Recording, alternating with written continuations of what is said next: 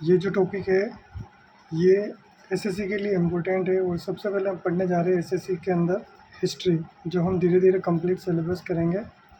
तो हम स्टार्ट करते हैं हिस्ट्री का, जो हम कंप्लीट सिलेबस प्रोवाइड करेंगे इसके अंतर्गत। ये मेरे हैंड रिटन नोट्स हैं। तो हम सबसे पहले बेसिक चीज़ ये बात करते हैं कि हिस्ट्री है क्या। अब जो हिस्ट्री है, जिसे हिंदी में इतिहास कहते हैं, ये तीन शब्द से मिलकर बना होता है, जिसमें इति प्लस है प्लस आस है। इति का मतलब इस प्रकार है, प्लस आस का मतलब हुआ था कि कालांतर के अंदर कोई चीज़ किस प्रकार हुई थी उसका वर्णन जो बताती है वो इतिहास होती है।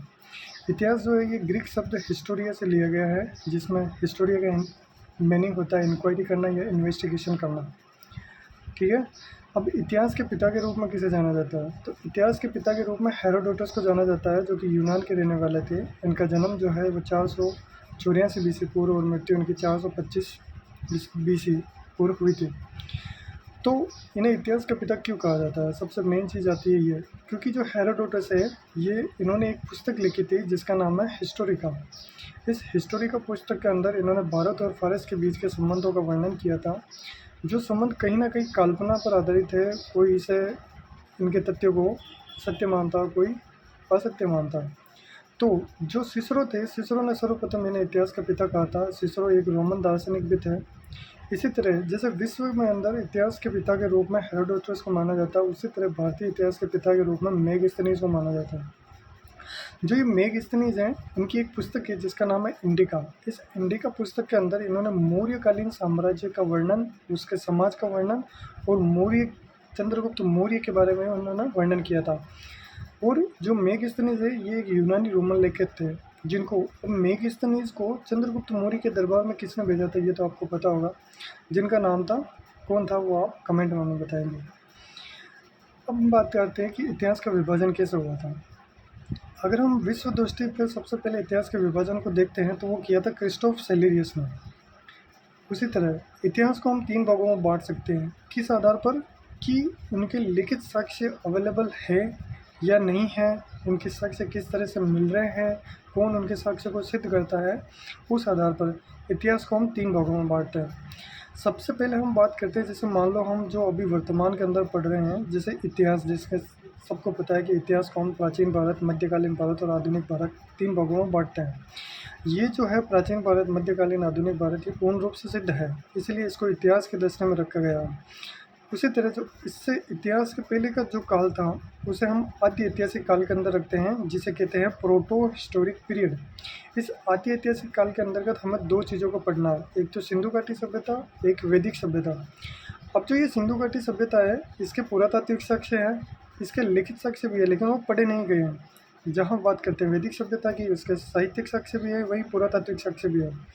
अब जो ऐतिहासिक काल है, इस काल के हमें पुरातात्विक साक्ष्यों के साथ साथ साहित्यिक साक्ष्यों के साहित्यिक स्रोतों से भी इसकी जानकारी मिलती है।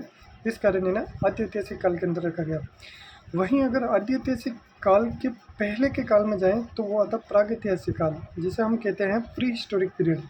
इसे भी तीन भागों में बांटा गया, पूर्व पाषाण काल, मध्य पाषाण काल और नव पाषाण काल। अब जो प्रागैतिहासिक काल है, इसके केवल और केवल हमें पुरातात्विक साक्ष्य मिलते हैं। इसके ना कोई साहित्यिक साक्ष्य हैं, ना कोई लिखित साक्ष्य, किसी तरह के साक्ष्य नहीं मिलते, केवल पुरातात्विक साक्ष्य मिलते हैं, जिसमें हम आगे वर्णन करेंगे। अब जो हमने इन तीन भागों में विभाजित किया था, हम उनकी थोड़ी सी डिटेल देख लेते हैं, जो बेसिक स्ट्रक्चर बनाएगी हमारे एसएससी में हिस्ट्री को समझने के लिए। तो सबसे पहले हम बात करते हैं इतिहास की। इतिहास क्या है कि मानो कि वह कहानी जो सिद्ध है उसको इतिहास कहते हैं। सिद्ध है का मतलब क्या है, यानी मनुष्य के उत्थान व पतन का वह समुच्चय जो सिद्ध हो उसे इतिहास कहते हैं। इसका मतलब ये है कि किसी भी व्यक्ति हो गया या किसी भी ऐसी संरचना होगी जिसका हमें उत्पत्ति से लेकर उसके अंत तक का पूर्ण ज्ञान हो और वह पूर्ण रूप से सिद्ध हो। जैसे अगर हम बात कर लेते हैं अकबर की, तो हमें पता चलता है कि इतिहास के अंदर जो पुराने समय में 1542 के सन तक ऐसा कोई व्यक्ति था जिसका जन्म हुआ था, वो अकबर था, जो 1556 में बादशाह बना, यानी कि 13 साल 9 माह 2 दिन की अवस्था में बादशाह बना था, और 1605 में उसकी मृत्यु हो गई थी। तो ये हम कहीं इतिहास के स्रोतों से देखें या कहीं पे भी हम लिखित रूप से देखें तो हमें ये पूर्ण रूप से सिद्ध मिलता कि हाँ, कालांतर के अंदर या पूर्व में कोई ऐसा व्यक्ति था जो इन सब चीज़ों को सिद्ध करता है। तो वो क्या आ जाएगा, तो ये सिद्ध है तो वो इतिहास के अंतर्गत आता है। तो इसलिए हम इतिहास के अंतर्गत तीन चीज़ों का वर्णन पढ़ेंगे। जिसमें आएगा प्राचीन भारत, मध्यकालीन भारत और आधुनिक भारत। सेकंड चीज़ आती है आद्य ऐतिहासिक काल क्या होता है। इसकी जानकारी पुरातात्विक साक्ष्यों के साथ साथ साहित्यिक स्रोतों से भी मिलने लगती है। मतलब ये जैसे प्री हिस्टोरिक प्रोटो हिस्टोरिक है, इसके अंदर सिंधु घाटी सभ्यता और वैदिक सभ्यता थी। तो सिंधु घाटी सभ्यता में हम क्या पढ़ेंगे, इसके जो साक्ष्य है ये पुरातात्विक साक्ष्यों से इसकी जानकारी मिलती है, लेकिन इसके लिखित साक्ष्य भी हैं, लेकिन वो पढ़े नहीं गए हैं। तो इसीलिए कहीं ना कहीं किताबों में ऐसा बताया जाता है कि लिखित साक्ष्य के आधार पर मिलना, लिखित साक्ष्य के आधार पर नहीं मिलना, इस कारण आद्य ऐतिहासिक काल को दो भागों में बांटा गया। लेकिन जो महत्वपूर्ण सिद्ध करता है इसके बीच में विभाजन का, वो है लिखित साक्ष्य को पढ़े जाना। देखो, जो सिंधु घाटी सभ्यता है, जिसे सिंधु सभ्यता कहते हैं, इसके लिखित साक्ष्य है, लेकिन वो पढ़े नहीं गए, किसी के पढ़ने का प्रयास भी किया गया था, लेकिन वो पढ़े नहीं गए थे। वहीं हम वैदिक सभ्यता की बात करते हैं, तो इसके जो लिखित साक्ष्य है, जिसके अंतर्गत हम वेद पढ़ेंगे, ब्राह्मण, अरण्यक, उपनिषद वगैरह पढ़ेंगे, तो वो पूर्ण रूप से सिद्ध है और उनको पढ़ा भी जा चुका है, उनका ट्रांसलेशन भी हो चुका है, सब कुछ हो चुका है, तो वो सिद्ध है और वो पढ़े भी जा चुका है। तो लिखित साक्ष्य को पढ़ा जाना और लिखित साक्ष्य को नहीं पढ़ा जाने के आधार पर इनको दो भागों में विभाजित कर दिया गया। तो आद्यऐतिहासिक काल से पहले भी जो काल आता है उसे हम कहते हैं प्रागैतिहासिक काल। प्रागैतिहासिक काल क्या है, यानी कि इस काल की जानकारी केवल पुरातात्विक साक्ष्य से मिलती है, यानी इसके कोई लिखित साक्ष्य नहीं है। इसके अंतर्गत हम तीन काल पढ़ेंगे, पूर्व पाषाण काल, मध्य पाषाण काल, नव पाषाण काल। हालांकि हम इसका इंग्लिश में भी देखेंगे आगे कि इनको किन किन नामों से जाना जाता है, जिससे हम आगे क्वेश्चन सोल्व करने में आसानी होगी। तो सबसे पहले बात करते हैं पूर्व पाषाण काल की। पूर्व पाषाण काल को भी तीन भागों में बांटा गया है। पहला, जिसे पूर्व पाषाण काल या निम्न पूर्व पाषाण काल भी कहते हैं, और इसके अंतर्गत जो हम बात करते हैं, जो जीव वगैरह थे, जो मानव के स्वरूप में थोड़े बहुत थे, वो थे होमो इरेक्ट्स। जो सेकेंड भाग आता है पूर्व मध्य पूर्व पाषाण काल, उसमें थे निएंडरथल, और उच्च पूर्व पाषाण काल, उसमें हमें मिलेंगे होमो सेपियंस। अब हम बात करते हैं इसके बाद में इनका समय विभाजन के आधार पर, कि इनको किन किन समय के आधार पर किस किस चीज़ को कहाँ कहाँ रखा गया। तो सबसे पहले प्रागैतिहासिक काल का हम समय मानता है वो अज्ञात से लेकर 2500 BC तक का। अज्ञात से यहाँ मतलब है कि आप यहाँ से 9 लाख साल, 10 लाख साल, 20 लाख साल से पहले का समय, लेकिन सभी जगह ऐसे मानते हैं कि 9 लाख साल से स्टार्टिंग का ऐसा माना जाता है। तो सबसे पहले प्रागैतिहासिक काल का समय हमने जान लिया, अज्ञात से लेकर 2500 BC तक का है। तो इसमें पहला आता है पूर्व पाषाण काल, फिर मध्य पाषाण काल, फिर नव पाषाण काल। अब जो पूर्व पाषाण काल है वो प्रारंभ से लेकर 10,000 BC तक का है। मध्य पाषाण काल को 10,000 BC से 4,000 BC तक का माना जाता है, और नव पाषाण काल को 4,000 BC से 2500 BC तक का माना जाता है। यहाँ BC का मतलब है before the birth of Jesus Christ, यानी कि ईसा मसीह के जन्म के पहले के जो है वो BC के अंदर मानते हैं, जिनकी गिनती विपरीत चलती थी। तो हम आगे पढ़ेंगे। अब बात करते हैं पूर्व पाषाण काल के तीन भाग की, जिसमें आता पूर्व पाषाण काल, जो कि आरंभ से लेकर 9 लाख साल का समय है। फिर आता पूर्व मध्य पूर्व पाषाण काल, जो कि 9 लाख साल से 40,000 साल तक का है। फिर उच्च पूर्व पाषाण काल, जिसमें आधुनिक मानव, जिसे होमो सेपियंस कहते हैं, उसका आगमन हुआ था। ये 40,000 BC से लेकर 10,000 BC तक का समय है। फिर सेकेंड हम बात करते हैं आद्य ऐतिहासिक काल की, जो 2500 BC से लेकर 600 BC तक का काल है। तो आद्य ऐतिहासिक काल की अगर हम बात करते हैं तो इसमें सिंधु घाटी सभ्यता, वैदिक सभ्यता हमने पढ़ी थी। जो सिंधु घाटी सभ्यता है उसका समय 2500 से 1750 BC, वैदिक सभ्यता का 1500 से 600 BC। वहीं वैदिक सभ्यता को फिर आगे दो समय में बांटा गया, ऋग्वैदिक और उत्तर वैदिक। ऋग्वैदिक आपकी 1500 से 1000 और उत्तर वैदिक आपकी 1000 से 600 BC तक का समय तक है। फिर हम बात करते हैं ऐतिहासिक काल की। ऐतिहासिक काल मतलब इतिहास जो हम पढ़ते हैं, प्राचीन भारत, मध्यकालीन भारत, आधुनिक भारत के रूप में, जो पूर्ण रूप से सिद्ध है, उसका समय है 600 BC से 1947 AD। AD का मतलब अभी जो 1947 गया था। तो जो प्राचीन भारत है उसका समय है 600 BC से 712 AD तक। 712 AD में क्या हुआ था आपको पता है कि मोहम्मद बिन कासिम का जो है भारत में आक्रमण हुआ था, वहाँ से मध्यकालीन भारत माना जाता है। इसलिए प्राचीन भारत 600 BC से 712 AD तक है। यहाँ BC और AD में कंफ्यूज नहीं होना है। फिर मध्यकालीन भारत जो है वो 712 AD से लेकर के 1707 AD तक है। यहाँ 1707 में क्या हुआ था, औरंगजेब से आपको पता चलेगा कि अंग्रेज़ों का शासन स्टार्ट होने लग गया था। अब हम पढ़ते हैं कि जो आधुनिक भारत है वो 1707 औरंगजेब जब मरा था, वहाँ से लेकर के 1947 तक, जब हमारा देश आज़ाद हुआ था, तब तक को हम आधुनिक भारत मानते हैं। अब हम इतिहास के सबसे पहले टॉपिक के बारे में बात कर रहे हैं, जो हम पढ़ते हैं प्रागैतिहासिक काल। प्रागैतिहासिक काल क्या है, जिसे इंग्लिश में कहते हैं प्री हिस्टोरिक पीरियड। ये जो है हमने बताया था 11 से 2500 बीसी तक का है। तो सबसे पहले प्रागैतिहासिक जो शब्द है ये कहाँ से आया था? पहले प्रागैतिहासिक को क्या कहते थे? वो हम कहते थे स्टोन एज, जिसे कोई ना कोई पाषाण काल कहता है, कोई स्टोन एज कहता है, कोई प्रस्तर युग कहता है। तो सबसे पहले इस प्रागैतिहासिक जो काल था, इस समय को पाषाण काल कहा जाता था, और पाषाण काल को इंग्लिश में स्टोन एज कहते हैं, और इसे ही कहीं ना कहीं प्रस्तर युग के नाम से भी जाना जाता है। तो इस पाषाण काल को प्रागैतिहासिक काल किसने कहा था? तो वो कहा था डेनियल विल्सन ने 1851 के अंतर्गत। ये इसी समय कहीं ना कहीं पूछा गया सवाल है, जो कि हर बार पूछा जाता है। इसी तरह अब इस काल को जो है पाषाण काल, प्रस्तर युग, और ये भी हमने बता दिया कहते हैं। फिर थॉमसन नामक एक व्यक्ति था जिसने इस प्रागैतिहासिक काल को 3 भागों में बांटा। वो भी किन आधार पर? कि मानव के जीवन में आए परिवर्तन में, जलवायु में आए परिवर्तन के आधार पर प्रागैतिहासिक काल यानी स्टोन एज को 3 भागों में बांटा गया। तो सबसे पहले हम बात करते हैं पूर्व पाषाण काल की, जो कि 11 से 10,000 बीसी, फिर मध्य पाषाण काल 10,000 से 4,000 बीसी, फिर नव पाषाण काल 4,000 से 2500 बीसी का है। तो सबसे पहले बात करते हैं पूर्व पाषाण काल की। पूर्व पाषाण काल क्या है, जिसे इंग्लिश में कहते हैं ओल्ड स्टोन एज, और कहीं ना कहीं इसे कहा जाता है पैलियोलिथिक पीरियड। पेलियो का मतलब होता है, ये दिया गया है, पेलियो का मतलब होता है पुराना, और लिथिक का मतलब होता है पत्थर, यानी कि पुराने पत्थर का काम। तो पूर्व पाषाण काल, इस काल का सबसे पहले अध्ययन किसने किया था? वो किया था रॉबर्ट ब्रूस फूट ने। कब किया था? 1863 के अंदर। ये ध्यान रखना कि रॉबर्ट ब्रूस फूट जो है ये एक भूगर्भ वैज्ञानिक थे। ये भी पूछा गया क्वेश्चन है। अब रॉबर्ट ब्रूस फूट जो है, इन्होंने सबसे पहले अध्ययन कैसे किया था? इन्होंने पल्लवरम नामक जगह पड़ती है, जो कि तमिलनाडु के अंदर है, मद्रास के, जिसे मद्रास भी कहा जाता है। पहले मद्रास कहते थे, फिर इसका नाम तमिलनाडु हो गया था। इसकी एक जगह है चेन्नई के अंदर एक जगह पड़ती है जिसका नाम है पल्लवरम। पल्लवरम से जो रॉबर्ट ब्रूस फूट को क्या मिला था? वो मिली थी एक हैंड एक्स जानते हो, हस्तकुटा, यानी एक कुल्हाड़ी मिली थी, वो भी पत्थर की बनी हुई। और जब इस कुल्हाड़ी की जांच की गई थी तो वो 15,000 साल पुरानी थी। तो 15,000 साल पुरानी थी, इसकी खोज के कारण ही हम देखते हैं कि जो पूर्व पाषाण काल का समय है वो आपको तो 11 से 10,000 बीसी का मिलता है, लेकिन 10,000 बीसी की ये जो हैंडेक्स मिली है ये 15,000 साल पुरानी थी, यानी कहीं ना कहीं ये पूर्व पाषाण काल से संबंध रखती थी। इस कारण इस खोज के कारण रॉबर्ट ब्रूस फूट को ही फादर ऑफ पैलियोलिथिक पीरियड या father of pre historic period भी कहा जाता है।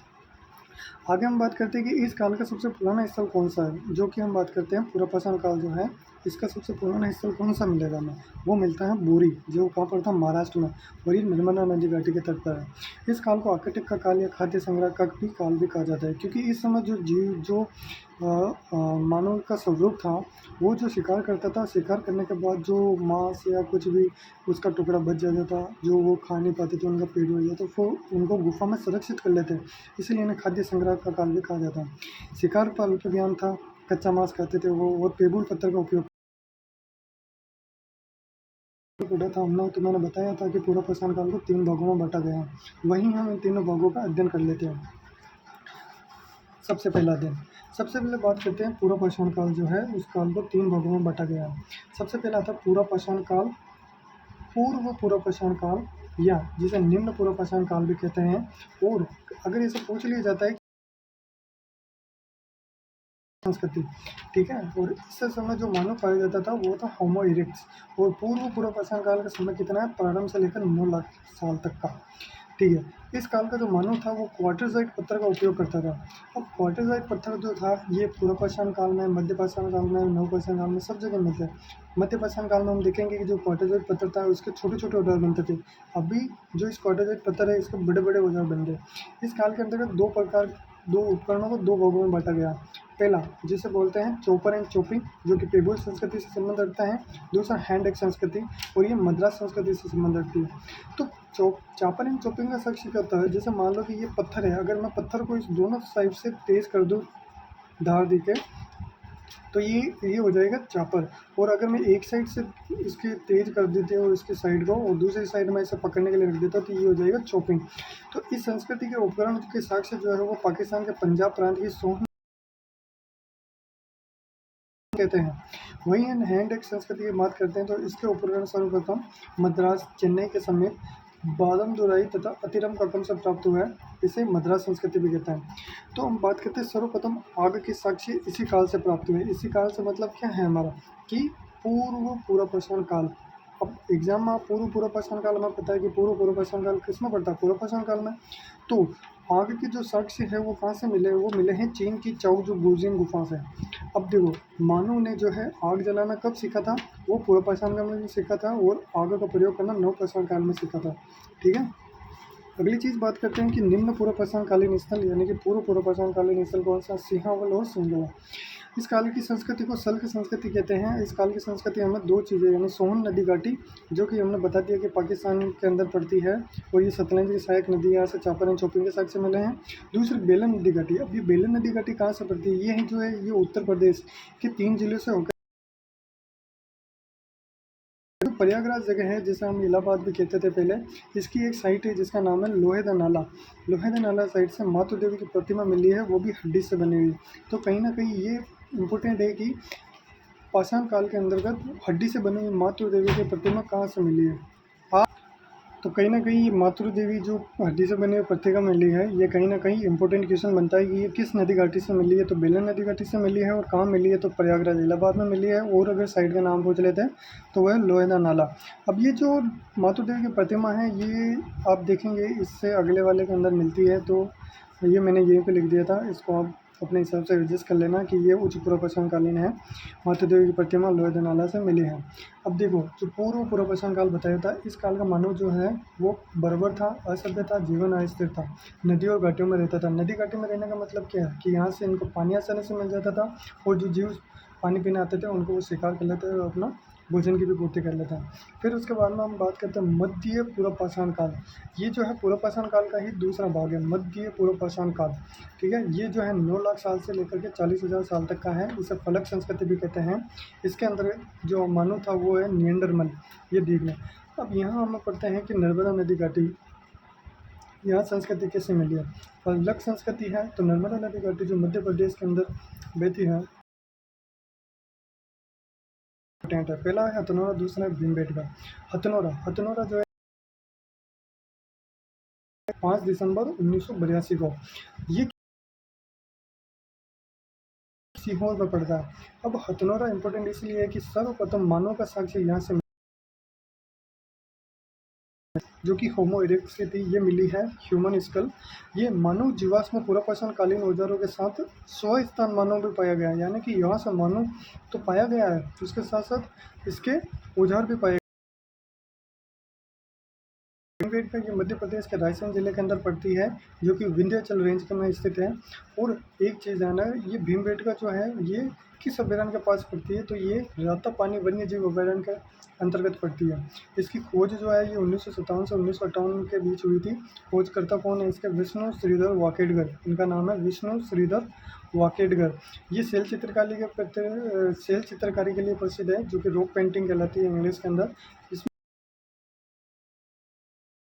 फिर यूनेस्को ने इसे 2003 में 24वीं साइट घोषित किया था, वो भी विश्व विरासत सूची के रूप में 24वीं साइट बनी थी यूनेस्को की। और भारत में कुल इसके 42 साइट्स हैं।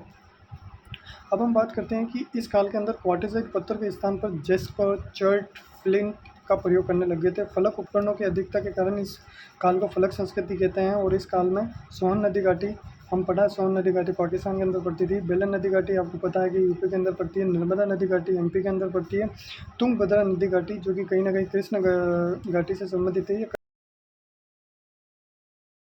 मध्य पूरा पाषाण काल, इसकी जो साइट्स हैं यह समनामपुर, इसका उत्खनन किया था वीएन मिश्रा ने, तो ये इतना इम्पोर्टेंट नहीं है। फिर आता है उच्च पूरा पाषाण काल, जो कि 40,000 से लेकर के 10,000 BC तक का काल है। इस काल के अंदर होमोसेपियंस यानी कि आधुनिक मानव, हमारा विकास हो गया था, हमारी उत्पत्ति हो गई थी। इसीलिए इस काल को सल्क एंड फलक संस्कृति भी कहा जाता है। इसे मगधोलियन संस्कृति या ब्लेड संस्कृति के लिए भी जाना जाता है। तो एसएससी के अंदर ये पूछा गया है कि ब्लेड संस्कृति निम्न कौन सा काल ब्लेड संस्कृति के रूप में जानी जाता है, तो उसमें उच्च पूर्व पाषाण कालीन नाम आया हुआ था। इसे नए चकमक उद्योगों की स्थापना व आधुनिक मानवों का आगमन हुआ था। होमोसेपियंस का उदय हुआ था। इसे परिष्कृत औजारों का युग भी कहा जाता है, यानी ब्लेड उपकरण। तो ब्लेड उपकरण से इन्होंने उसको पूछा था। अब हम बात करते हैं ओल्ड स्टोन एज साइट्स कौन सी है। एक तो नवासा जो महाराष्ट्र में पड़ती है, दूसरी रेणीगुंटा आंध्र प्रदेश के अंदर पड़ती है।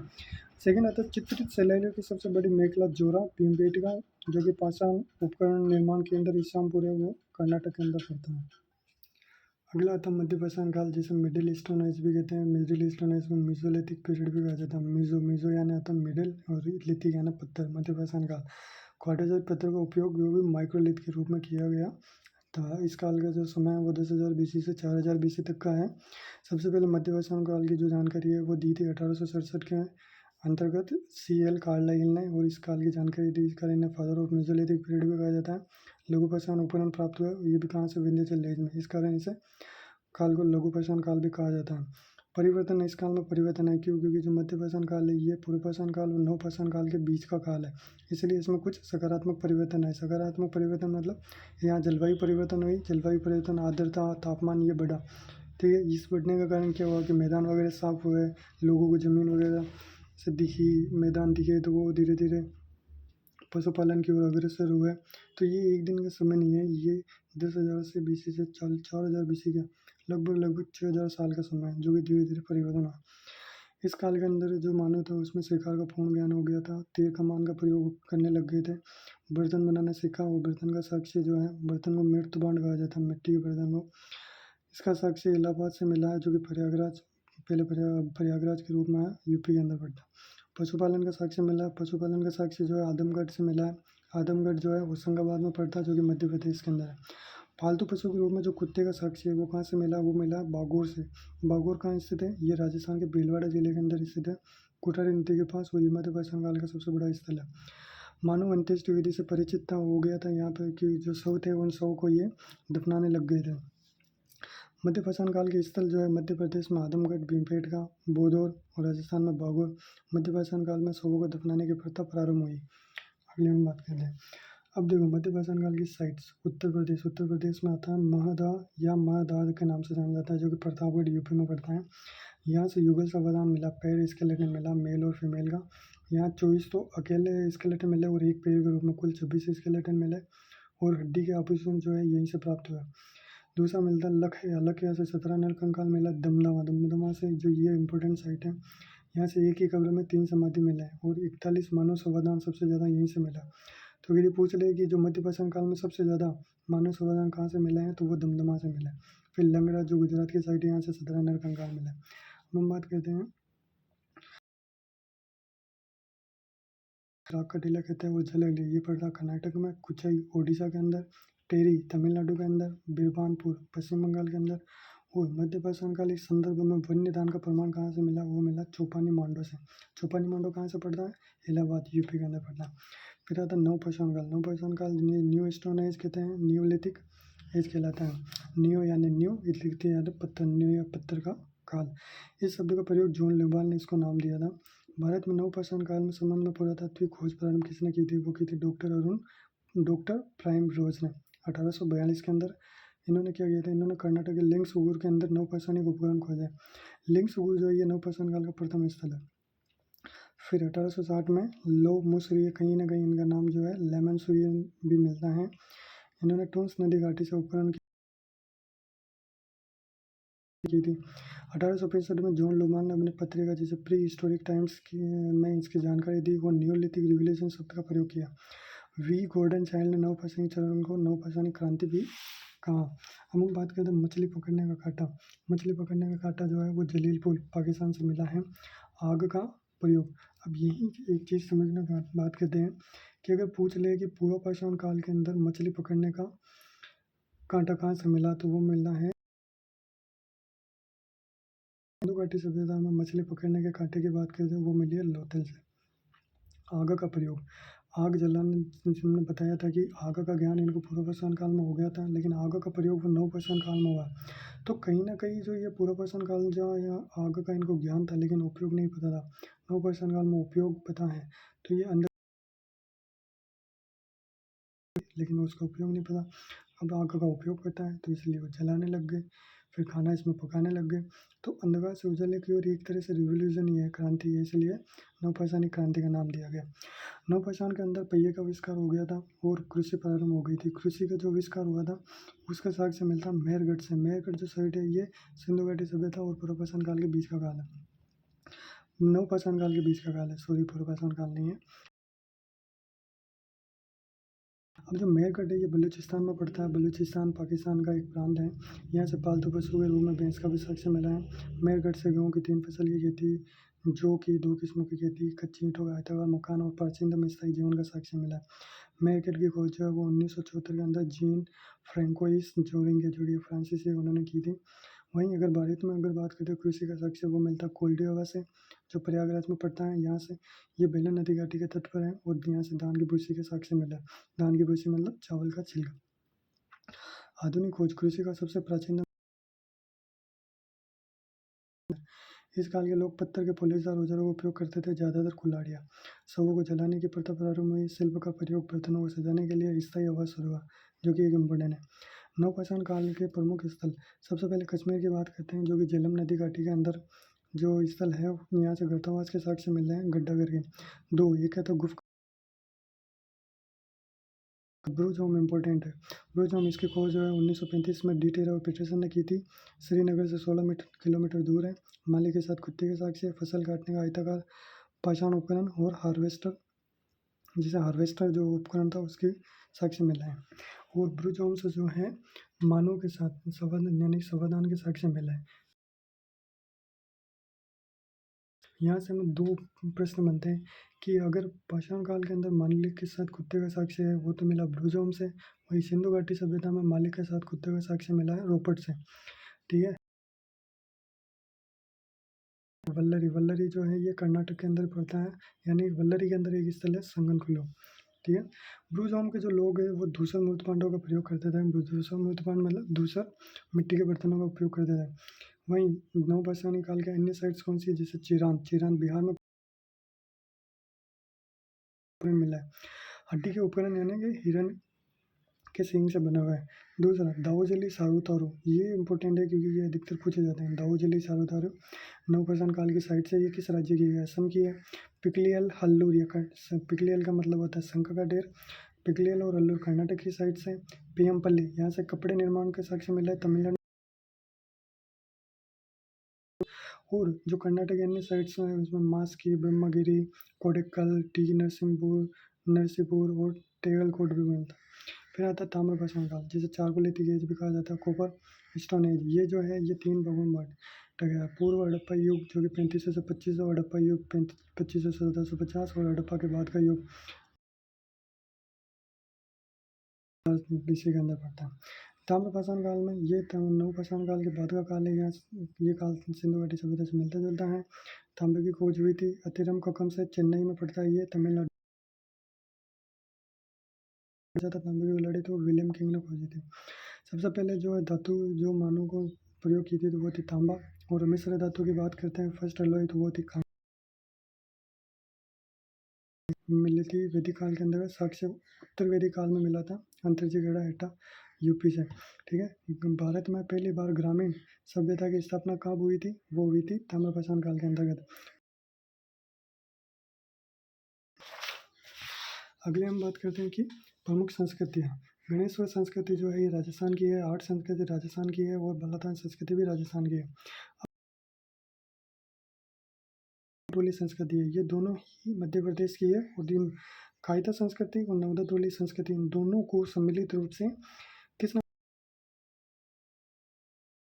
जो कायता संस्कृति, इसकी खोज जो है किसने की थी, विष्णु श्रीधर वाकेडकर ने। विष्णु श्रीधर वाकेडकर ने इसके साथ साथ किसकी खोज की थी, भीमबेटका की। ठीक है। उसके बाद में बनता है जारवे संस्कृति, ये इंपॉर्टेंट है क्योंकि कोटे चंदौली महाराष्ट्र की ये संस्कृति है। इसकी एक जगह नाम गाम यह ताम्रपाषाण काल की सबसे बड़ी बस्ती है। सोने के आभूषण केवल इसी संस्कृति में पाए जाते हैं। और ये पत्थर से निर्मित बांध भी यहाँ से मिला है। इसका उत्खनन जो है, खोज जो है, खुदाई जो है। फिर ताराडीह संस्कृति ये बिहार की है। अब कुछ जो अन्य इसके इम्पोर्टेंट क्वेश्चन है वो रह गए थे, वो कौन कौन से हैं। पहला, भारत में प्राप्त प्राचीन कृषि के साक्ष्य, लौहरादेव संस्कृत, कबीरनगर यूपी। उत्कर्ण भारतीय प्रागैतिहासिक का मध्यपाषाणकालीन स्थल जहाँ से भूचर करने के साक्ष्य में से भारत की प्राचीन से और उच्च पूर्व भाषा पर चित्र राक्सोनी